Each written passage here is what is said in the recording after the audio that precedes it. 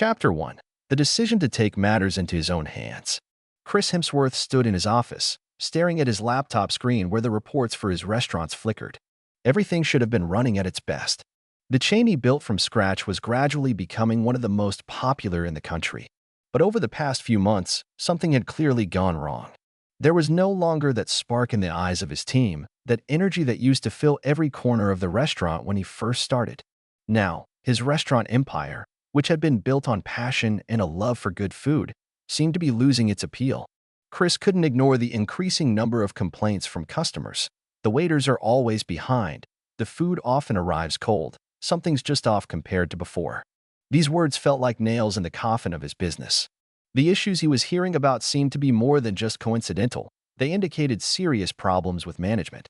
What worried him most was the high turnover rate, which had steadily increased despite improvements in employee salaries and bonuses. Some employees were burning out, others were quitting, and this unpredictable turnover had become increasingly concerning. Calls from regional managers, with their confident voices assuring him that everything was under control, no longer reassured him. He knew his team well. He understood that when employees were happy, their work reflected that happiness at every level. But over the past few weeks, he hadn't felt that connection. Something wasn't right. There were too many unanswered questions. The decision came unexpectedly but quickly. He couldn't sit in his office, hoping things would improve on their own. That wasn't his style. Chris understood that to truly grasp what was going on in his restaurants, he needed to experience it firsthand, to see it for himself and hear it with his own ears. But how could he do that without being recognized? The strategy was simple, borrowed from the world of spies. He needed to become one of those people who weren't noticed. Inspired by his resolve, Chris decided to change his appearance. He knew his face was familiar not only among his film fans but also with regular customers at his cafes. So, the next morning, when he woke up, he immediately set about altering his usual look. He got a different haircut, made it messy to hide his signature features, and added a few more elements, like a soft cap, glasses he rarely wore, and a jacket that looked like something an everyday guy would wear. He wanted to be just another visitor, blending in with the crowd. His goal wasn't simply to visit as a customer, but to observe everything without raising suspicion. Chris knew that if his employees saw him like this, they wouldn't recognize him for who he really was, their boss. The preparation didn't take as long as he expected. He entered one of his restaurants, feeling the tension rise within him. This wasn't his first visit, but it was the first time he had decided to become a ghost in his own business. With each passing second, each step he took, he felt himself blending into this world, unlit by the spotlight of fame.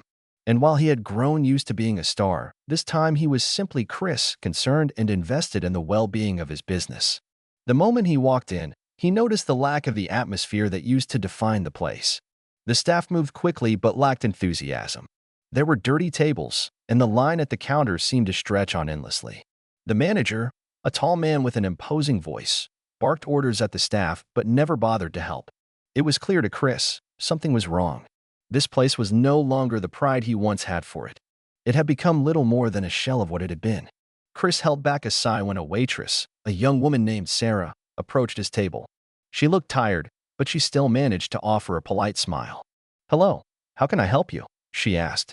Chris ordered a cheeseburger and fries, and as she wrote it down, he noticed her hands were shaking. It was a small detail, but it didn't escape him. He watched as she served drinks at another table. But then the manager stormed over. "This is supposed to be no ice." "What is this?" he snapped, his voice sharp. Sarah, clearly embarrassed, hurried back to the kitchen to fix the mistake. Chris clenched his jaw, already feeling frustration rising inside him. Something wasn't right. But it wasn't until a few minutes later, when Sarah disappeared through the back door near the kitchen, that his unease truly intensified. Her hurried steps didn't seem like a simple break. His curiosity got the better of him. He stood up and casually walked toward the door, glancing through the open crack. He could see her against the wall, shoulders shaking as she cried. Chris froze. Something serious was happening here, and he needed to understand it. For a moment, he hesitated, but then he stepped through the door. Sarah hadn't noticed him yet. She was bent over the sink, gripping the edge, trying to control her breaths. Chris had no intention of breaking character, but he couldn't ignore what was happening right in front of him. "Hey," he said quietly. Sarah flinched and quickly wiped her eyes, turning around. "Oh, sorry, I'll be back in a second," she said quickly. Chris shook his head. It's fine. Are you okay? She forced a weak smile, clearly trying to hide her emotions. Yeah, just a long shift, you know. Chris could tell she was lying. The way her shoulders tensed and the way her fingers kept twisting the hem of her apron spoke volumes. It was more than just a bad day. Before he could say anything else, the door swung open violently, slamming against the wall. The manager stormed in, his eyes immediately locking onto Sarah. Are you kidding me? You're crying again. His voice cut through the air like a blade. If you can't handle this job, you can leave. Sarah stiffened, quickly wiping her face. I wasn't. I just needed a second. A second? The manager sneered. While customers are waiting. Get back out there. Chris felt his blood boil, but he kept his composure. He wanted to snap at the guy, to tell him what he really thought of his behavior, but he needed to see more. Okay, I'll go, Sarah whispered, head down. As she walked away, her pace quick and her head down, Chris felt a surge of anger and frustration. This was not acceptable. He turned back to his table, watching as Sarah and the rest of the staff worked through the restaurant, trying to keep everything together. But it was clear, this was not the environment that fostered excellence. This was a place where people were overworked, undervalued, and, worst of all, afraid. Chris knew that changes were necessary, and they needed to start right now. Chapter 2. A disturbing discovery. When Chris stepped through the break room door to find Sarah crying, his suspicions only deepened. This wasn't just a problem with the food or the service. It was clear now that the issues were more deeply rooted in the culture of the restaurant. Sarah wasn't just having a rough day.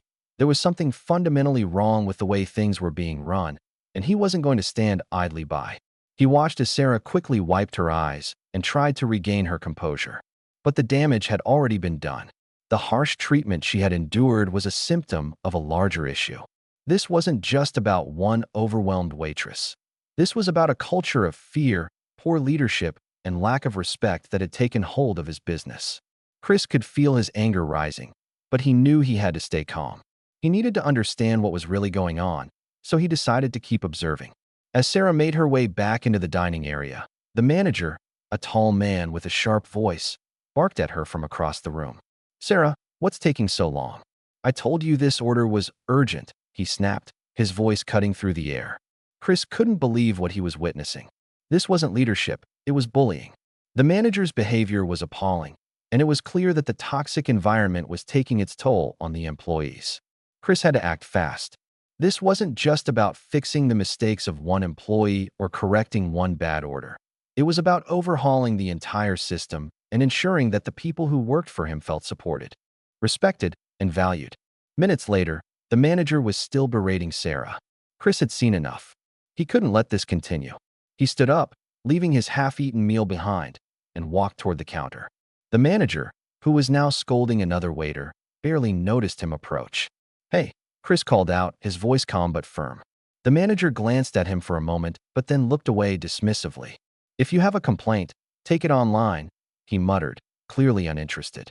Chris took a slow breath, determined to confront the situation head-on. I think I'll handle this right now, he said, pulling off his glasses. The manager finally looked up, confusion flickering across his face as he realized that something wasn't quite right. Chris straightened his posture, allowing his usual casual appearance to melt away. He stood tall, now radiating the authority he had built up as a businessman. I'm Chris Hemsworth, he said simply, letting the words hang in the air. The manager froze. His face drained of color, and his eyes widened in panic as recognition set in. Chris's voice was calm but laced with authority. You and I need to have a serious conversation. A hush fell over the restaurant. The buzz of conversation died down, and employees paused mid-task, staring at the exchange with a mix of confusion and curiosity. Sarah, standing near the drink station, froze in place, her hands shaking slightly as she gripped a tray. The manager's mouth opened and closed as if searching for words. Mr. Hemsworth, I didn't realize. Chris cut him off, his tone sharp. That much is obvious. Turning to the employees, Chris addressed the room. Listen up. I came in here today as a customer because I needed to see what was really happening in my restaurants. His gaze swept across the room, making sure everyone understood the gravity of the situation. What I saw was unacceptable. The manager bristled, but Chris continued, undeterred. You've belittled your staff in front of customers. You've created a toxic environment where people are afraid to do their jobs. And worst of all, you don't lead. You stand here barking orders while your team struggles." His words hit like a punch to the gut, and the room fell silent. The manager's face flushed with embarrassment. Chris could see the man's confidence beginning to crack. He wasn't used to being challenged like this. Chris turned to Sarah. "How long have you been working here?" he asked gently. She hesitated for a moment, clearly unsure of how to answer, but then spoke up. "Almost a year." "And how often does this happen?" Chris asked, nodding toward the manager. Sarah glanced at the manager, fear flashing in her eyes. But Chris gave her a reassuring look, and she answered quietly, "All the time." A murmur ran through the staff, and Chris could see some of them nodding subtly, confirming what Sarah had said. Chris shook his head in disbelief. "I built this company on respect. Respect for employees and customers," Chris said, his voice steady but filled with resolve. "If leadership fails, the whole system fails. And you, my friend, have failed." The manager opened his mouth to respond, but Chris raised a hand, silencing him. "I don't want to hear your excuses. You're done here. Pack up your things and leave." The manager flinched, clearly shocked by the sudden turn of events. He stood there for a moment, his face a mix of confusion and anger, before slowly deflating. He turned, walking toward the back office, his shoulders slumped in defeat. Chris turned to the remaining employees, who were still processing what had just happened. "From this moment forward, things are changing," he said, his voice firm but compassionate. "You've all been working hard, but I see how overwhelmed you are. There are staffing shortages, lack of proper leadership. It's no wonder morale is low." No one spoke, but the relief on their faces was palpable. Chris continued, "I want to hear from you. What do you need to make this place better?" A cook, a burly man sweating from the heat of the kitchen, hesitated before speaking. "We need more hands in the kitchen. We're running with half the staff we need most nights." Chris nodded, determined. "That changes immediately." Turning to the cashier, he asked, "What about you?" The cashier, a young woman, hesitated, then spoke up. "We don't get breaks when it's busy. If we ask, we're told to push through." Chris's jaw tightened. "That's unacceptable. From now on, everyone gets proper breaks. No exceptions." He turned to Sarah last. "And you," he said gently. "What do you need?" Sarah bit her lip, clearly reluctant to speak, but after a moment, she answered quietly, "Just to be treated like we matter." Chris's expression softened. "That should have never been in question," he said, his voice calm but resolute. He looked around at the entire team. "I want to earn your trust back. Starting today, I'll be making immediate changes, not just here, but at every location." A ripple of cautious optimism spread through the staff, and Chris could see a glimmer of hope in their eyes. "All right," Chris said, clapping his hands together. "Let's fix this." Chapter 3: Personal Intervention. The next day, after firing the manager and making bold promises to the team, Chris knew he couldn't sit back and wait for things to improve on their own. He understood that in order to see real change, he had to be part of the process, not just an observer from behind a desk. He couldn't afford to be distant anymore. His company needed hands-on leadership, his leadership, and it needed it now. When Chris arrived at the restaurant, he immediately noticed a shift. The atmosphere felt different. Despite the busy lunch rush, the tension among the staff had noticeably decreased. People were still working hard, but there was a sense of purpose in the air. Sarah, now leading the shift with a newfound confidence, moved through the dining area, making sure every table was attended to. She was checking on customers, giving small updates to the team, and even resolving minor issues with ease. Chris felt a surge of pride as he watched her. It was clear that the responsibility had given her a sense of purpose and ownership. But he wasn't here just to watch. He was here to ensure that the changes he'd promised would begin to take root. He walked over to Sarah, who was overseeing the dining room with a calm authority. As she turned to see him approach, a smile flickered across her face, though she was still focused on the job at hand. "How's everything going?" Chris asked, his voice warm but professional. "It's going well, Chris," Sarah replied. "We're still figuring out the new rhythm, but I can feel the change. Everyone seems to be more on the same page now. I've had a couple of new staff members ask questions, and they're already catching up with the flow."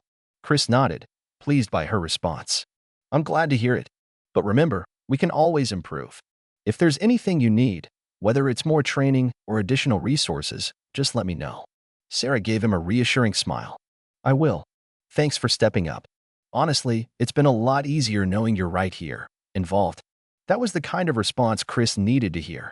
His presence was making a tangible difference. He had always known that his employees needed more than just leadership from a distance. They needed to feel supported and valued every step of the way. And right now, he could see that happening. Moving from the dining area to the kitchen, Chris found the team working together more smoothly than he had expected. John, the head chef, was still managing the grill, but he was now calm and composed, coordinating with his team rather than issuing sharp orders. The kitchen was bustling, but it felt organized and efficient. Chris could see the difference right away.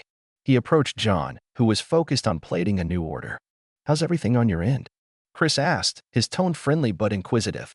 John glanced up and smiled. "It's getting better, Chris. A little more help has made a huge difference.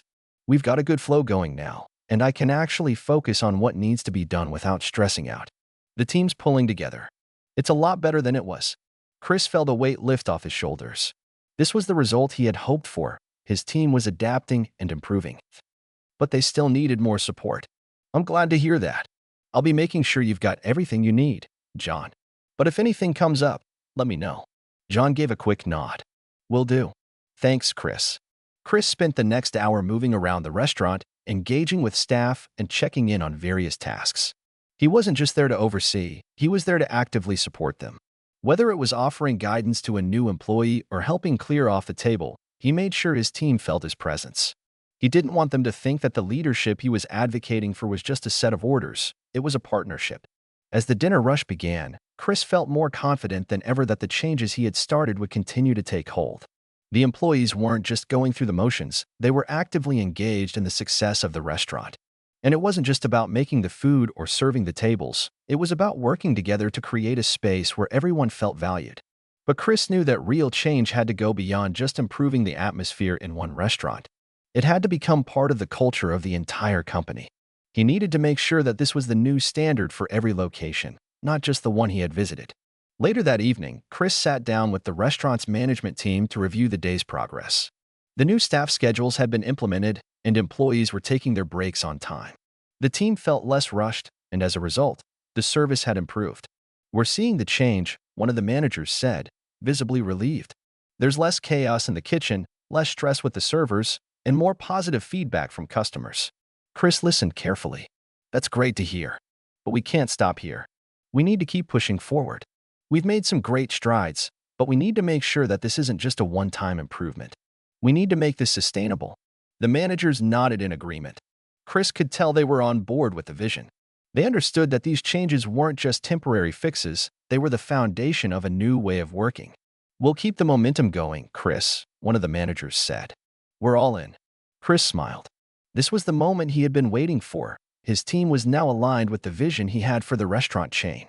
They were no longer just employees following orders. They were partners, working together to create a business that valued every individual.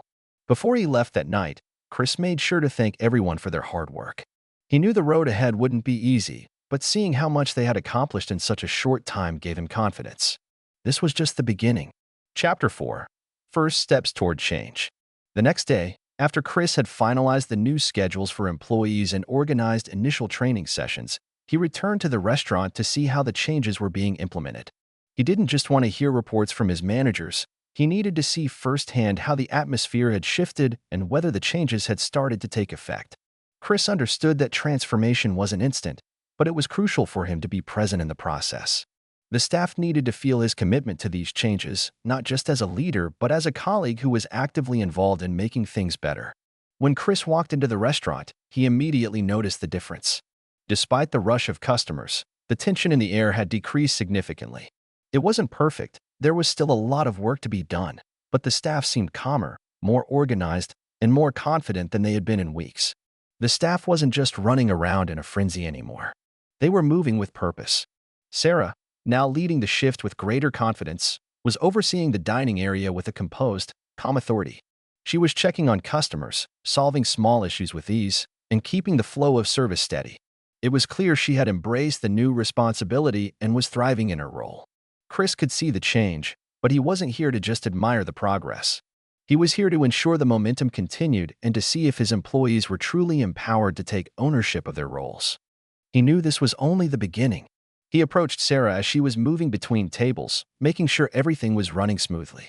"How's everything going?" Chris asked, his tone friendly yet purposeful. "It's going great, Chris," Sarah replied. She smiled, though she was still very much focused on the task at hand. "We've definitely got a rhythm now, and it feels like the whole team is finally working together.